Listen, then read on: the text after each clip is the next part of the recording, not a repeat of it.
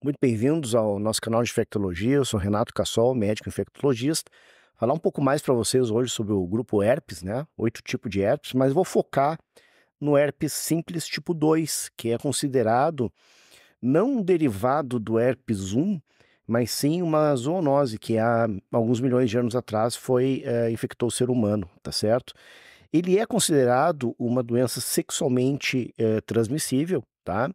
E ele tende a ficar, nos nervos ou justamente nos gânglios nervosos sacrais, tá, ou seja, da cintura para baixo, e qualquer parte dessa irrigação desses nervos, eh, pode estar, acometida pelo vírus herpes simples tipo 2 e causar aquelas lesões recorrentes de bolha, tá certo? Eh, a população é muito exposta a esse vírus, tá?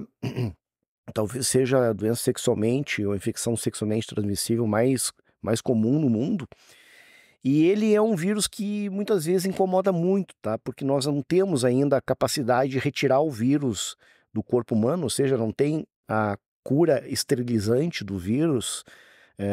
Algumas pessoas sim, realmente eliminam o vírus com o passar do tempo, muitas pessoas não apresentam sintomas do vírus, né, fazendo com que ela seja uma IST, né, de forma silenciosa, né.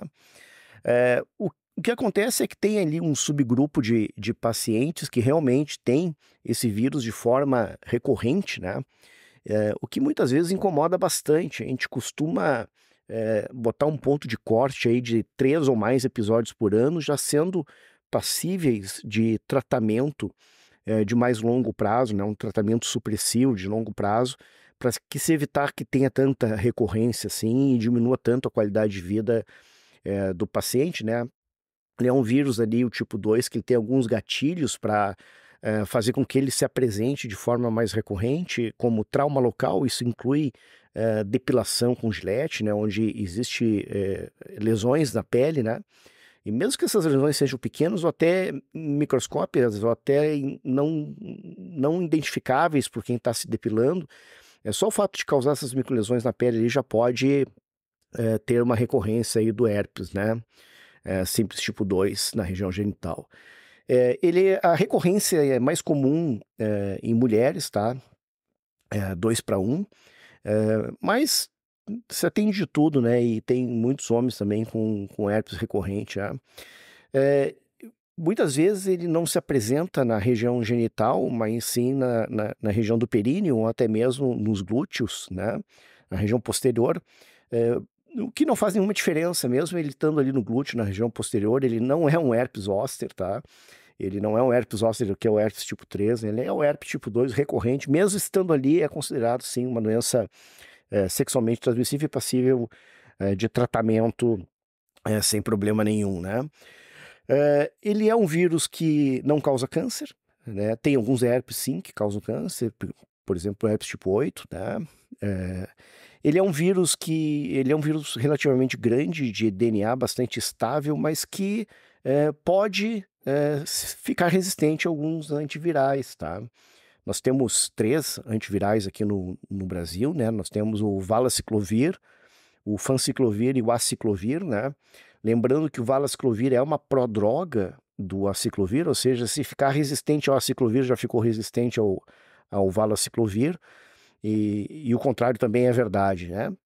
É claro que a resistência não é uma coisa, relativamente, frequente de se ver, mas ela é mais comum em quem usa doses, digamos assim, subótimas, né, de antivirais, tá, as doses mínimas, doses, né, isso aí pode acontecer de emersão de resistência viral.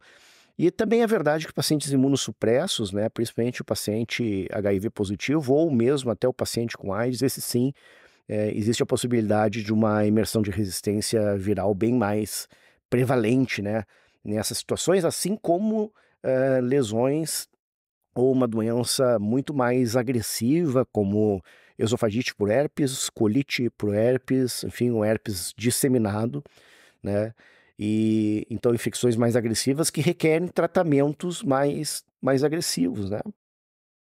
Dessas 3 drogas que nós temos aqui no Brasil, né, me parece que tanto a aciclovir como o valaciclovir são preferenciais no uso. Eu, pelo menos, acho que para gestante tem que ser a Ciclovir, tá? Porque é a única droga mais testada. E a dose também para gestante não é a mesma. A dose cresce, aumenta no terceiro trimestre de gestação, já que a gestante fica mais diluída, né? Então tem que ter um acréscimo, um booster aí de em torno de 30% da dose, para que tenha uma eficácia boa, para que na hora do parto não se tenha lesões, né? Ou se tiver ruptura de membranas, né? O vírus não ascenda e não atinja o feto. Com a placenta, né, com as membranas íntegras, o vírus não é capaz de atingir o feto, né, e não causa problema para o recém-nascido. Então, é uma coisa aí que tem que ser muito bem discutida com um ginecologista, obstetra da paciente, porque nós temos aí, nesse caso, duas abordagens.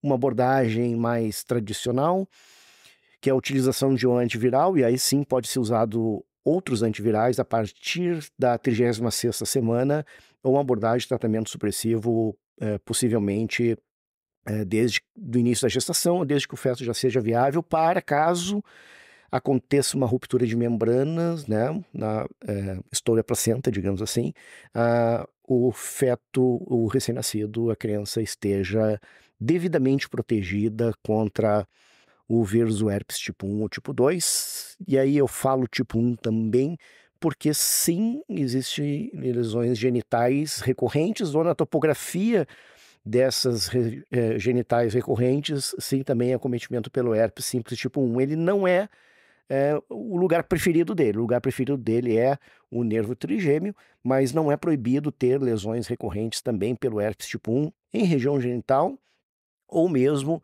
lesões pelo herpes tipo 1 região genital e também pelo herpes tipo 2 intercalando e causando uma frequência de lesões muito maior, né?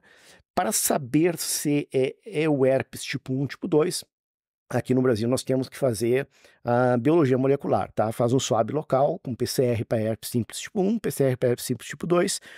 Se vier os dois positivos, confirmou as duas doenças, ou geralmente 80% dos casos é herpes tipo 2, e que é um exame bom, é um exame preciso, e ele é muito, muito útil, principalmente para quem tem lesões atípicas do herpes. Sim, não é todo mundo que tem lesões muito típicas. Existe uma porcentagem de pacientes que têm lesões difíceis de se diferenciar, e que sim, o PCR com a coleta do material acaba por resolvendo esse problema, tá certo? Falando ainda sobre o prognóstico, né, ou o tratamento, não importa muito se é o herpes tipo 1 ou se é o herpes tipo 2, o tratamento não muda, tá certo? O tratamento muda para os outros herpes, mas para o tipo 1 e para o tipo 2, a gente usa uma abordagem muito semelhante. O que muda mesmo é o prognóstico, né? Se o paciente tiver lesões genitais pelo herpes tipo 1, o prognóstico é um pouco melhor do que pelo herpes tipo 2 em termos de recorrência, tá certo?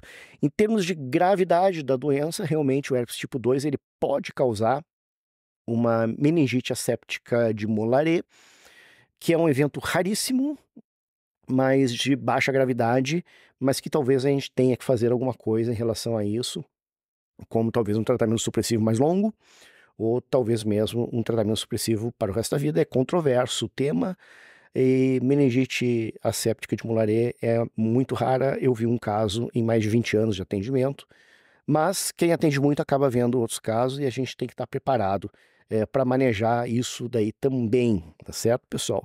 Então é isso que eu queria falar para vocês hoje sobre o herpes tipo 2, né? Eu já tenho outros vídeos aqui no YouTube, e já tenho outros vídeos também, só do herpes tipo 1, tá na lista, tá na playlist, né?